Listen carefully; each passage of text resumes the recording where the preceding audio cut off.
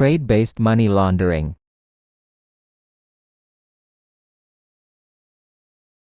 Tujuan: mempelajari karakteristik, modus operandi, dan teknik manipulasi perdagangan, mengenal indikator dan red flags dalam transaksi mencurigakan, penguasaan sistem pengawasan dan teknologi deteksi terkini, workshop simulasi kasus untuk melatih respons praktis, memahami kerangka hukum internasional dan peran institusi terkait, penyusunan mekanisme pencegahan sesuai standar FATF. Teknik investigasi dan penanganan kasus TBML, evaluasi efektivitas program anti-money laundering.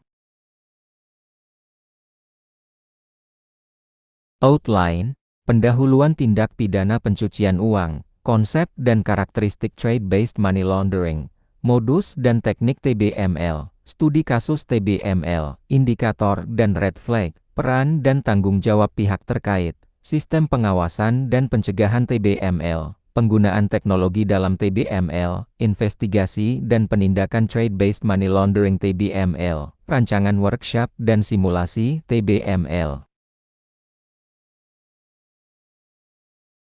Pendahuluan tindak pidana pencucian uang. Tindak pidana pencucian uang money laundering TPPU adalah suatu upaya atau perbuatan menyamarkan, menyembunyikan, atau mengalihkan asal-usul harta kekayaan yang diperoleh dari tindak pidana, seolah-olah menjadi sah dan legal. Dasar hukum di Indonesia. Undang-Undang Nomor 8 Tahun 2010 tentang Pencegahan dan Pemberantasan Tindak Pidana Pencucian Uang, sebelumnya diatur dalam Undang-Undang Nomor 15 Tahun 2002 JOW, Undang-Undang Nomor 25 Tahun 2003. Unsur utama TPPU, adanya hasil tindak pidana misalnya korupsi, narkotika, penipuan, terorisme, illegal logging, perdagangan orang, dan lain-lain. Perbuatan menyamarkan atau menyembunyikan asal-usul harta kekayaan tersebut, dilakukan dengan tujuan agar hasil kejahatan tampak legal.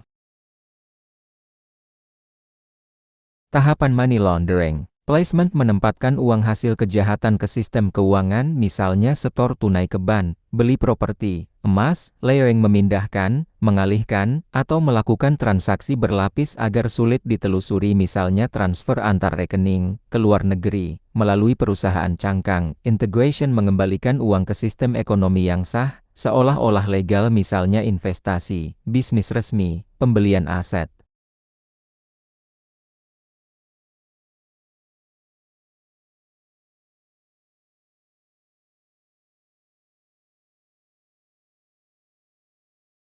Contoh kasus, koruptor menyetor uang hasil suap ke rekening pihak ketiga, lalu digunakan membeli properti atas nama perusahaan. Bandar narkoba menyamarkan hasil penjualan narkotika dengan usaha restoran atau showroom mobil.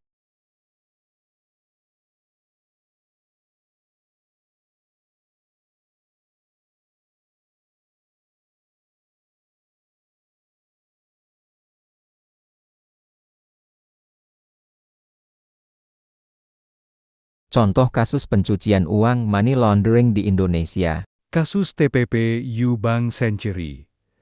Robert Tantular. Latar belakang: Robert Tantular, salah satu pemilik Bank Century, terjerat kasus korupsi dan perbankan, modus pencucian uang. Dana nasabah dialihkan dan digunakan untuk kepentingan pribadi, serta perusahaan melalui skema transfer berlapis ke luar negeri. Status: Robert dijatuhi hukuman penjara, dan kasus ini menjadi salah satu alasan bailout kontroversial Bank Century 2008. Kedua kasus pencucian uang Gayus Tambunan pegawai pajak. Latar belakang, Gayus terbukti menerima suap dan melakukan korupsi terkait pajak. Modus pencucian uang hasil korupsi dialihkan melalui rekening orang lain, dipakai membeli rumah, tanah, dan aset mewah. Status, Gayus dihukum 12 tahun penjara, serta asetnya disita. 3. Kasus pencucian uang narkoba Freddy Budiman. Latar belakang, Freddy adalah bandar narkoba besar. Modus pencucian uang, menggunakan bisnis legal showroom mobil. perusahaan untuk menutupi peredaran uang hasil narkoba, status, dihukum mati dan dieksekusi pada tahun 2016.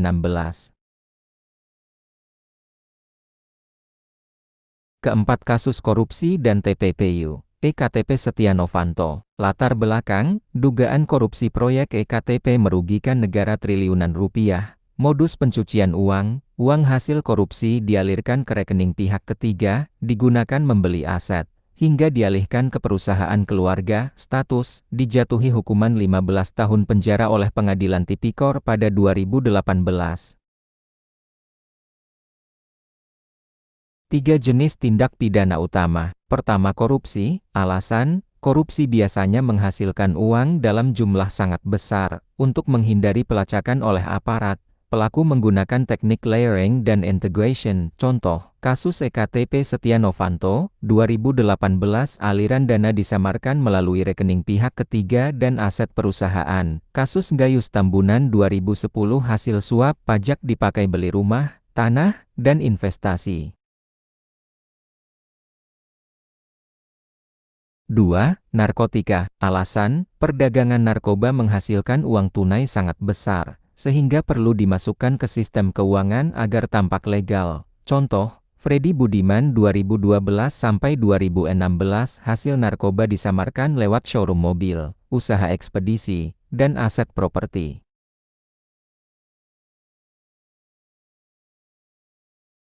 Ketiga, kejahatan perbankan dan finansial. Alasan, sistem perbankan bisa dimanfaatkan untuk placement dan layering dana ilegal. Contoh, kasus Bank Century 2008 dana nasabah diselewengkan, dialihkan lewat transfer berlapis ke luar negeri. Kasus L atau C fiktif Bank BNI 2003 dana hasil kejahatan digunakan untuk bisnis dan aset legal. Konsep dan karakteristik Trade-Based Money Laundering. Konsep Trade-Based Money Laundering (TBML). TBML adalah bentuk pencucian uang yang memanfaatkan perdagangan internasional ekspor-impor barang atau jasa untuk menyamarkan asal-usul uang hasil tindak pidana. Intinya, transaksi perdagangan invoice, dokumen bea cukai, harga, jumlah barang dimanipulasi agar dana ilegal tampak sah, seolah-olah berasal dari kegiatan bisnis normal.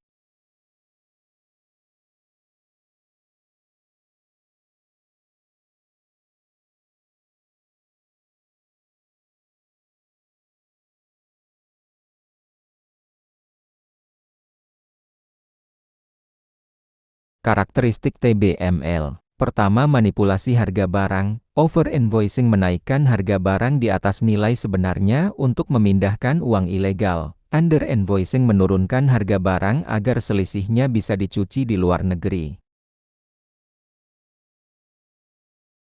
Kedua, manipulasi kuantitas dan kualitas. Melaporkan jumlah barang lebih banyak atau lebih sedikit dari kenyataan. Mengklaim barang bermutu tinggi padahal kualitas rendah. Ketiga, multiple invoicing, menggunakan beberapa faktur untuk transaksi barang yang sama agar bisa menagih pembayaran berulang. Keempat, phantom shipping fiktif, melaporkan ekspor atau impor barang padahal tidak ada barang yang benar-benar dikirim. Kelima, over atau under shipment, barang dikirim tetapi jumlahnya tidak sesuai dokumen perdagangan. 6. Transfer pricing abuse, memanfaatkan hubungan antar perusahaan misalnya grup perusahaan lintas negara untuk mengatur harga tidak wajar dan menyamarkan aliran dana. 7. Keterlibatan perusahaan cangkang shell companies, perusahaan boneka di luar negeri digunakan untuk memperumit pelacakan transaksi. Contoh sederhana TBML. Sebuah perusahaan di Indonesia mengekspor tekstil senilai 100.000 US dollar. Faktur ditulis menjadi 500.000 US dollar over invoicing. Importir di luar negeri membayar sesuai invoice. Selisih 400.000 US dollar adalah dana ilegal yang berhasil dicuci melalui perdagangan. Karakteristik utama TBML. Sulit terdeteksi karena transaksi perdagangan lintas negara memang kompleks, melibatkan banyak pihak eksportir, importir, bank, bea cukai, serta sering tertutup oleh rahasia dagang.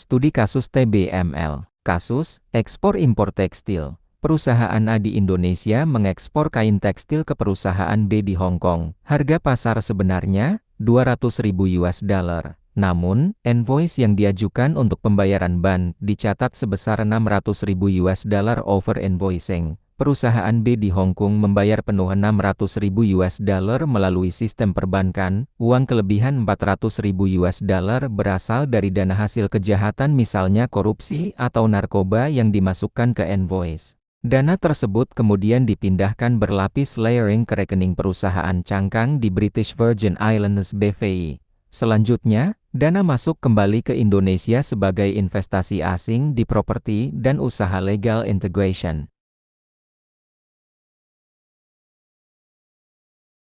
Analisis TBML pada kasus. Pertama, modus yang digunakan, over-invoicing, nilai transaksi dinaikkan 3 kali lipat. Penggunaan perusahaan cangkang di luar negeri, layering lewat transfer lintas yurisdiksi. 2. Red flags, indikasi mencurigakan, nilai transaksi jauh di atas harga pasar. Perusahaan B di Hong Kong terindikasi shell company tidak ada aktivitas nyata, dana kembali ke Indonesia dengan skema investasi asing dalam jumlah besar. Tidak ada kecocokan antara volume ekspor dengan permintaan pasar nyata.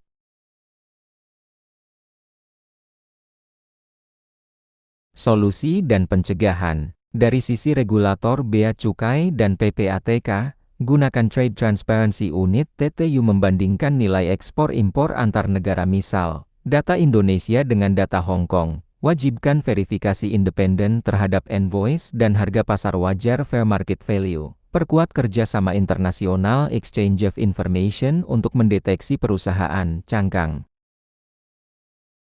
Dari sisi bank lembaga keuangan, terapkan Enhanced Due Diligence (EDD) untuk transaksi perdagangan lintas negara bernilai besar. Deteksi red flags, nilai invoice tidak wajar, perusahaan lawan transaksi tidak jelas keberadaannya, laporan transaksi mencurigakan LTKM ke PPATK jika menemukan indikasi TBML. Dari sisi perusahaan legal dan kepatuhan compliance. Dari sisi perusahaan legal dan kepatuhan compliance, pastikan pricing transparan berdasarkan harga pasar internasional. Bangun sistem Know Your Customer (KYC) for Trade Finance. Latih staf kepatuhan agar mampu mengidentifikasi pola TBML. Pelajaran dari studi kasus. TBML sangat berisiko karena sulit dibedakan dengan transaksi dagang normal. Oleh karena itu, sinergi antara bank, regulator, dan aparat penegak hukum sangat penting dalam mencegah pencucian uang melalui perdagangan.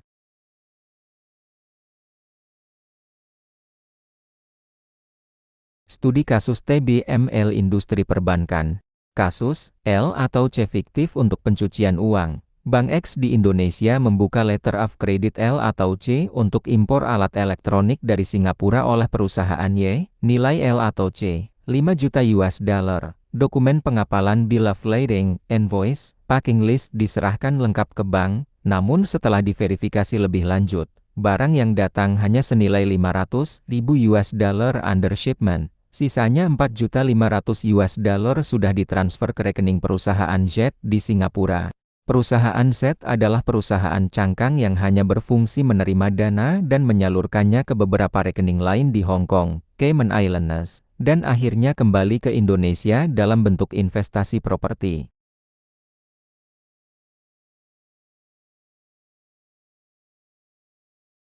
Analisis TBML pada kasus. Pertama, modus yang digunakan, over-invoicing under shipment melalui skema L atau C. Pemalsuan dokumen perdagangan invoice dan bill of lading, layering dengan memecah dana ke beberapa yurisdiksi. 2. Red flags, indikasi mencurigakan, nilai L atau C jauh lebih besar dibanding barang yang benar-benar dikirim. Perusahaan importir tidak punya rekam jejak bisnis yang sesuai dengan nilai transaksi besar. Perusahaan penerima dana Z di Singapura tidak punya aktivitas operasional nyata, dana kembali masuk ke Indonesia sebagai investasi asing dalam properti dan saham.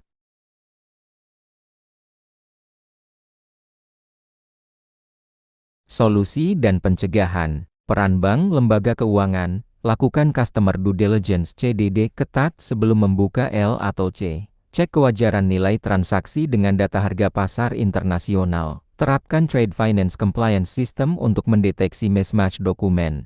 Wajib lapor transaksi keuangan mencurigakan LTKM ke PPATK. Peran regulator OJK, Bea Cukai, PPATK, integrasikan data perdagangan ekspor-impor dengan sistem perbankan untuk mendeteksi perbedaan. Lakukan audit acak terhadap transaksi L atau C bernilai besar. Tingkatkan kerjasama internasional cross-border supervision. Peran perusahaan importir atau eksportir. Terapkan prinsip transparansi harga dan volume barang. Pastikan dokumen perdagangan sesuai dengan barang yang benar-benar dikirim. Hindari penggunaan perusahaan cangkang yang tidak jelas.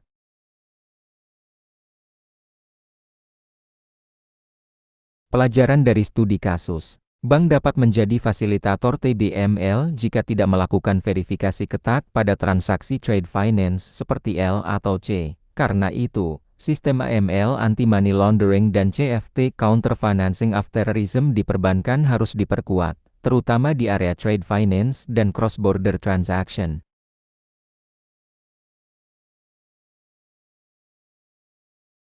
Studi kasus TBML dana awal perusahaan. Kasus, pendirian perusahaan fiktif. Seorang pengusaha bernama Mr. A ingin mencuci dana hasil korupsi proyek pemerintah sebesar 150 miliar rupiah. Untuk menyamarkannya, Mr. A mendirikan sebuah PT baru di Indonesia, perusahaan P yang bergerak di bidang ekspor-impor bahan kimia. Modal awal perusahaan sebesar 50 miliar rupiah disetorkan ke bank sebagai setoran modal melalui transfer dari rekening luar negeri British Virgin Islands. Dalam laporan resmi, dana tersebut diklaim sebagai Foreign Direct Investment (FDI) dari investor asing. Padahal, uang itu berasal dari hasil tindak pidana korupsi yang sebelumnya dialirkan berlapis melalui perusahaan cangkang di Singapura dan Hong Kong. Perusahaan P kemudian menggunakan modal awal tersebut untuk membeli mesin produksi dan gudang, sehingga tampak sebagai perusahaan legal. Setelah berjalan, perusahaan ini melakukan transaksi dagang ekspor-impor dengan nilai over-invoicing dan under-invoicing untuk melanjutkan proses layering. Analisis TBML pada kasus. Pertama, modus yang digunakan, pendirian perusahaan baru sebagai sarana integrasi dana ilegal. Setoran modal awal berasal dari perusahaan cangkang luar negeri. Penyamaran dana melalui skema FDI agar terlihat sah, over atau under invoicing pada transaksi lanjutan untuk memutar dana. Kedua, red flags indikasi mencurigakan. Investor asing tidak jelas profilnya, shell company. Modal awal perusahaan terlalu besar dibanding kapasitas bisnisnya, dana masuk dalam jumlah besar tanpa riwayat transaksi keuangan sebelumnya, perusahaan baru langsung melakukan transaksi internasional dengan nilai tidak wajar. Solusi dan pencegahan. Pertama, dari sisi bank penerima setoran modal, terapkan enhanced due diligence (EDD) terhadap nasabah baru dengan setoran modal besar. Verifikasi asal-usul dana source of funds dari investor asing. Lakukan background check terhadap beneficial owner perusahaan asing. Lapor LTKM ke PPATK jika ada ketidakwajaran.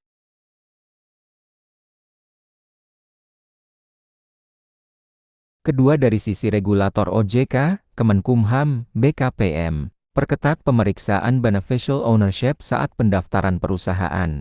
Wajibkan laporan investasi asing diverifikasi dengan otoritas negara asal. Integrasikan data perusahaan baru dengan PPATK dan DJP untuk mendeteksi aliran dana mencurigakan. Ketiga, dari sisi perusahaan yang sah compliance. Pastikan modal awal perusahaan berasal dari sumber yang transparan. Terapkan corporate governance agar tidak disalahgunakan sebagai kendaraan TBML. Audit internal pada transaksi dengan pihak asing sejak awal.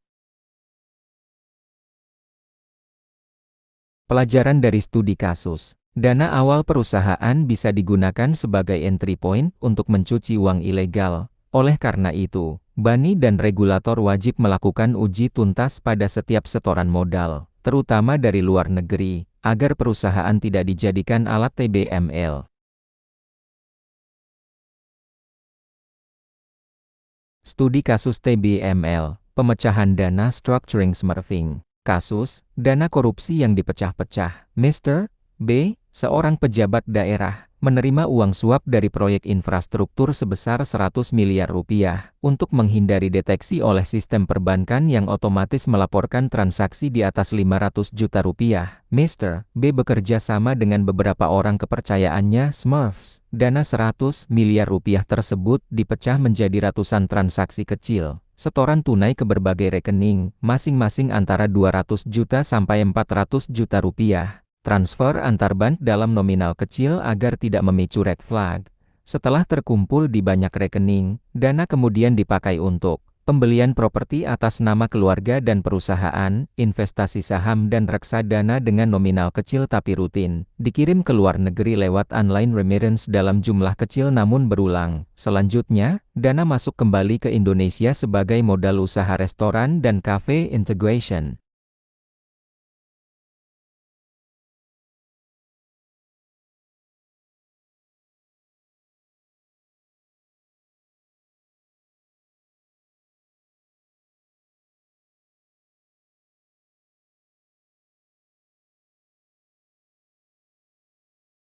Analisis TBML pada kasus. Pertama, modus yang digunakan, structuring smurfing, memecah transaksi agar di bawah ambang pelaporan. Penggunaan banyak rekening atas nama pihak ketiga nomini, layering melalui transfer lintas bank dan lintas negara, integration lewat bisnis legal restoran, kafe, properti. 2. Red flags, indikasi mencurigakan. Banyak setoran tunai dengan nominal hampir sama dan dilakukan berulang.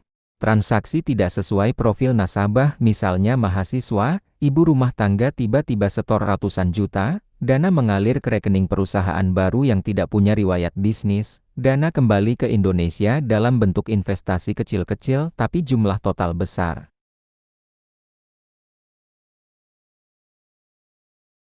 Solusi dan pencegahan. Pertama, dari sisi bank dan lembaga keuangan. Terapkan transaction monitoring system untuk mendeteksi pola setoran berulang dengan nominal mendekati batas pelaporan, analisis profil nasabah apakah transaksi sesuai dengan latar belakangnya, gabungkan agregat transaksi kecil berulang dari satu identitas untuk melaporkan ke PPATK. Kedua, dari sisi PPATK dan regulator, mewajibkan laporan transaksi tunai bukan hanya yang di atas 500 juta rupiah, tapi juga pola transaksi mencurigakan berulang, integrasikan data lintas bank untuk mendeteksi structuring across accounts, tingkatkan kerjasama dengan penyedia jasa remitansi online.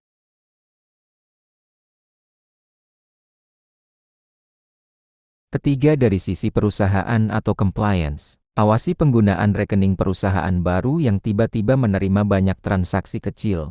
Terapkan Know Your Customer (KYC) secara ketat. Lakukan audit keuangan internal secara rutin.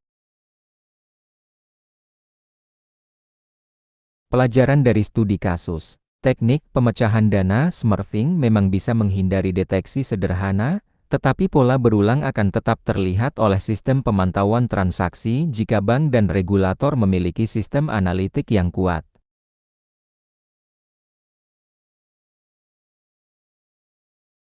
Kasus TBML lainnya. Pertama, over-invoicing, tagihan berlebih. Kasus, sebuah perusahaan import fiktif di Indonesia membeli barang elektronik dari luar negeri. Nilai barang sebenarnya hanya 10 miliar rupiah, tapi dalam invoice dicatat 25 miliar rupiah, 15 miliar rupiah kelebihan pembayaran ditransfer ke luar negeri sebagai biaya impor sah. Dana itu kemudian kembali ke Indonesia dalam bentuk investasi legal. Pelajaran, pihak bea cukai, bank, dan PPATK harus cermat mencocokkan harga pasar dengan invoice.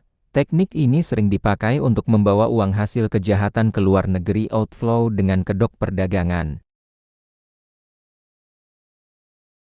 Kedua, under invoicing, tagihan di bawah nilai. Kasus, eksportir batu bara Indonesia menjual muatan ke luar negeri senilai 50 miliar rupiah. Tapi invoice hanya mencatat 20 miliar rupiah. Pembeli luar negeri membayar resmi 20 miliar rupiah lewat jalur ban. Sisanya 30 miliar rupiah dibayar offshore ke rekening di tax haven. Pelajaran, negara rugi pajak ekspor, devisa lari ke luar negeri, cocok untuk menggelapkan dana hasil korupsi atau narkotika. Ketiga, phantom shipping, perdagangan fiktif. Kasus, perusahaan A di Indonesia mengirim invoice ke perusahaan B di luar negeri senilai 40 miliar rupiah untuk pengiriman tekstil. Faktanya tidak ada barang yang dikirim, ban memproses pembayaran ekspor, dana masuk ke rekening perusahaan A, uang kejahatan berhasil dicuci lewat jalur perbankan. Pelajaran, bisa dicegah dengan verifikasi fisik, bill of lading, dokumen kepabeanan, tracking pengiriman. Keempat, carousel trade, perdagangan berputar. Kasus, barang murah misalnya spare part otomotif dikirim berulang kali antara tiga negara Indonesia, Singapura, Malaysia. Setiap putaran harga barang dinaikkan, nilai transaksi membesar, sehingga dana ilegal bisa dimasukkan ke dalam sistem keuangan. Pelajaran, modus ini memanfaatkan perbedaan regulasi pajak dan perdagangan antar negara, cocok untuk menyamarkan asal-usul dana melalui banyak jalur.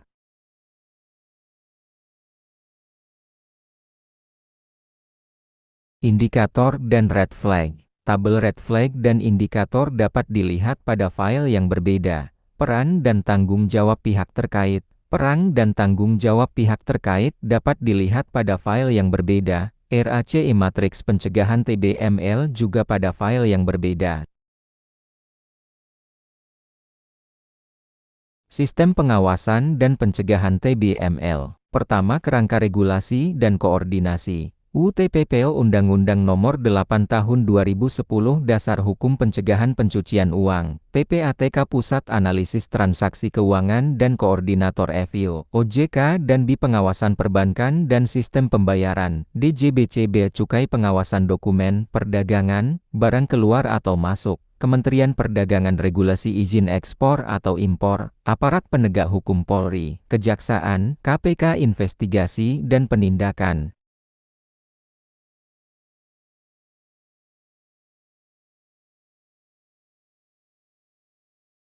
Kedua, sistem pengawasan, perbankan dan lembaga keuangan, penerapan KYC atau CDD saat pembukaan rekening, pemantauan transaksi tidak biasa unusual transactions, laporan transaksi mencurigakan LTKM dan LTKL di atas threshold .500 juta rupiah, bea cukai dan perdagangan, cross-check dokumen invoice, packing list, bill of lading, LJ letter of credit.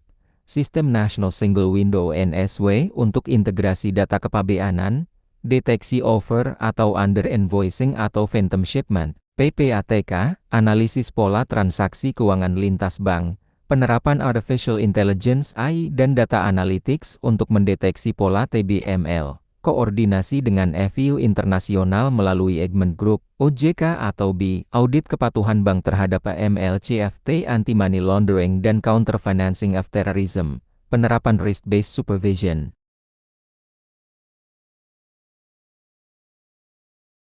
Ketiga, pencegahan, awareness dan training edukasi pegawai bank, eksportir, aparat bea cukai, red flag indicators, penggunaan checklist untuk transaksi berisiko, data sharing dan kolaborasi antar bank, PPATK, bea cukai, dan regulator, technology-based monitoring, integrasi big data, blockchain, dan analitik perdagangan, whistleblowing dan channel pengaduan, deteksi dini penyalahgunaan transaksi. Keempat, alur sistem pengawasan TBML, ringkas. Transaksi perdagangan dilakukan ekspor atau impor. Bank memantau dan melaporkan ke PPATK jika ada red flag. Bea cukai verifikasi dokumen fisik dan nilai barang. PPATK analisis pola transaksi jika mencurigakan diserahkan ke penegak hukum. Penegak hukum lakukan investigasi penyitaan aset, penindakan pidana.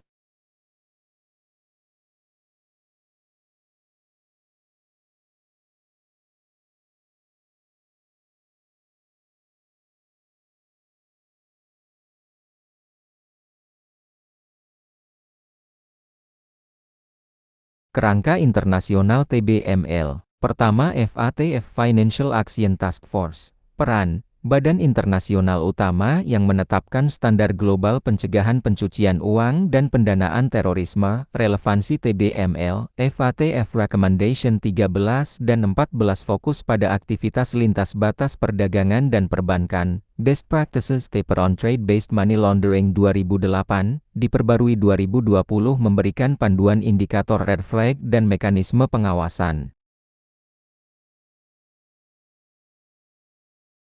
Kedua Wolfsburg Group, peran, konsorsium bank internasional yang mengeluarkan prinsip-prinsip kepatuhan AML, relevansi TBML, menetapkan due diligence guidelines untuk transaksi perdagangan internasional, fokus pada KYC Know Your Customer dan KYT Know Your Transaction dalam trade finance. 3. Basel Committee on Banking Supervision BCBS, peran, membuat standar pengawasan perbankan global, relevansi TBML. Mengeluarkan Sound Management of Risks Related to Money Laundering and the Financing of Terrorism 2014, tekankan pada kontrol internal bank, pengawasan trade finance, dan manajemen risiko transaksi lintas negara.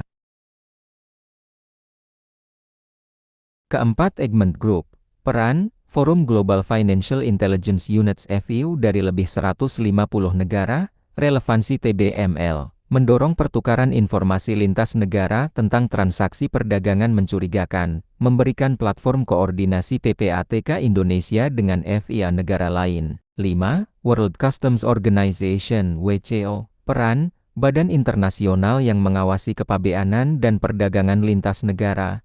Relevansi TBML, menerbitkan Customs Enforcement Network CEN untuk mendeteksi modus TBML. Fokus pada manipulasi invoice, under atau over invoicing, misclassification barang, dan trade misinvoicing. Keenam United Nations WNODC, peran, melalui United Nations Office on Drugs and Crime mendukung negara dalam AML atau CFT, relevansi TBML, memberikan kerangka hukum internasional misalnya, Convention Against Transnational Organized Crime. Dukungan capacity building untuk penegak hukum dan otoritas kepabeanan. Kerangka internasional TBML bersandar pada FATF sebagai standar global, diperkuat oleh Basel dan Wolfsburg Perbankan, WCO Perdagangan atau Kepabeanan, Egmont Intelijen Keuangan, serta UNODC Hukum Internasional dan Capacity Building.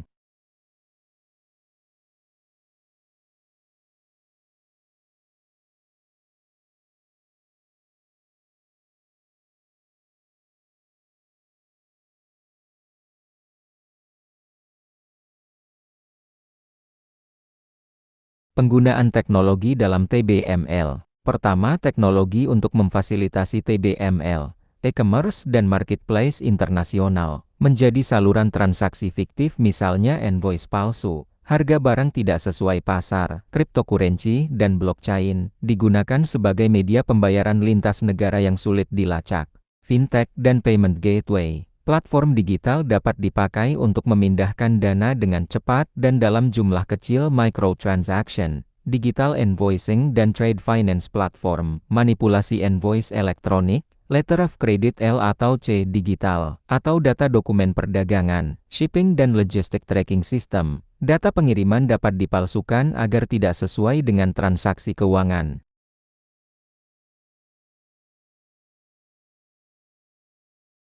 Kedua teknologi untuk pencegahan TBML, Artificial Intelligence AI dan Machine Learning ML, menganalisis pola transaksi perdagangan dan mengidentifikasi anomali. Big Data Analytics, mengintegrasikan data bea cukai, perbankan, perdagangan internasional, dan logistik.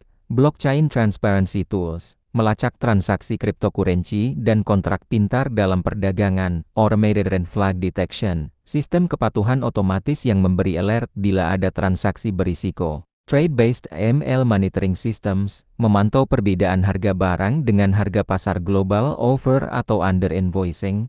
Data sharing platform antar negara. Kolaborasi antar FEO Financial Intelligence Unit melalui Egmont Secure Web.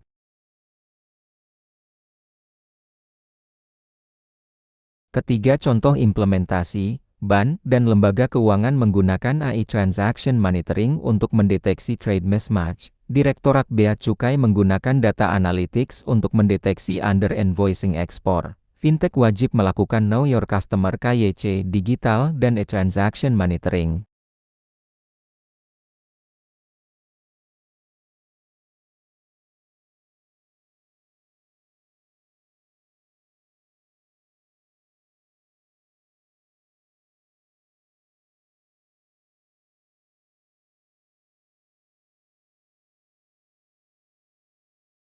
Investigasi dan penindakan Trade-Based Money Laundering (TBML). Pertama, tahapan investigasi TBML. 1.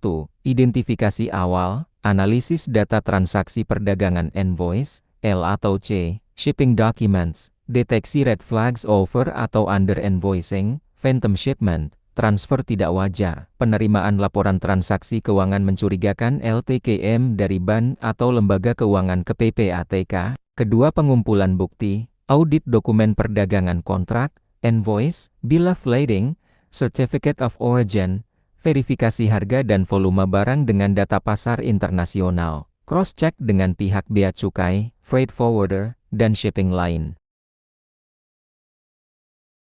3. Analisis pola transaksi, penelusuran layering transaksi lintas rekening, pemecahan dana smurfing, penggunaan perusahaan cangkang, atau jaringan perantara, kolaborasi dengan unit intelijen keuangan FEU domestik maupun internasional. Keempat, wawancara dan interogasi, nasabah, eksportir atau importir, bank officer, shipping agent, klarifikasi kejanggalan dokumen perdagangan. 5. Kerjasama internasional, melibatkan Interpol, Egmont Group, FATF, dan EVA negara lain, Mutual Legal Assistance Treaty (MELA) untuk akses data luar negeri. Kedua, penindakan TBML. 1. Proses hukum, penyidikan oleh kepolisian, kejaksaan, atau KPK jika terkait korupsi. PPATK menyerahkan hasil analisis transaksi ke penegak hukum. Pengadilan dapat menjatuhkan pidana sesuai Undang-Undang Nomor Agustus Tahun 2010 TPP. 2. Sanksi, pidana penjara, maksimal 20 tahun, denda, maksimal 10 miliar rupiah, penyitaan dan perampasan aset.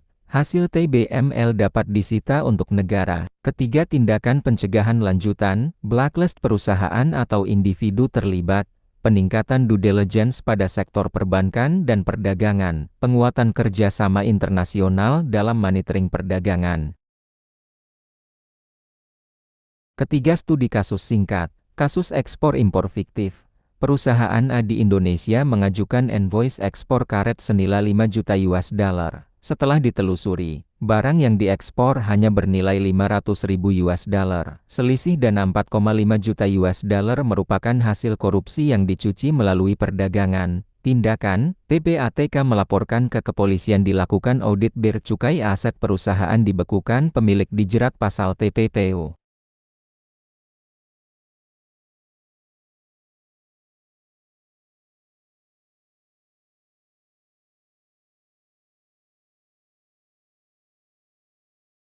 Rancangan workshop dan simulasi TBML. PT Jabar Mitra Utama memiliki workshop dan simulasi TBML berdurasi 1 hari 6 jam. Tujuan workshop, memahami konsep TBML dan kerangka hukum internasional dan Indonesia, mengenali indikator dan red flag dalam perdagangan internasional, melatih keterampilan analisis dokumen perdagangan dan transaksi keuangan, melakukan simulasi investigasi dan pengambilan keputusan dalam kasus TBML. Sesi 1 pengantar TBML 1 jam. Konsep dasar money laundering dan TBML, modus dan teknik TBML over atau under invoicing, phantom shipment, smurfing, crypto, kerangka hukum, FATF, PPATK, OJK, bea cukai. Sesi 2 indikator dan red flags TBML 1 jam. Tabel red flag TBML, diskusi kelompok, identifikasi risiko dari contoh invoice dan trade finance. Sesi 3 studi kasus 2 jam. Aktivitas, fasilitator membagikan studi kasus contoh invoice, dokumen L atau C, bukti transfer, peserta dibagi kelompok bank officer, bea cukai, PPATK, nasabah, analisis, apakah transaksi sah atau TBML. Sesi 4 role play simulasi investigasi 1,5 jam. Skenario Roleplay, Ban Compliance Officer dengan nasabah klarifikasi transaksi mencurigakan. Bea Cukai vs Importir Audit Invoice dan Dokumen Barang. PPATK vs Bank Analisis Pola Transaksi dan Pelaporan. Regulator vs Perusahaan Evaluasi Kepatuhan dan Sanksi. Peserta memainkan peran berdasarkan skrip singkat, diskusi hasil. Sesi 5 debrief dan solusi 0,5 jam. Diskusi apparent flags yang ditemukan. Langkah pencegahan dan investigasi. Rangkuman pembelajaran dan takeaway.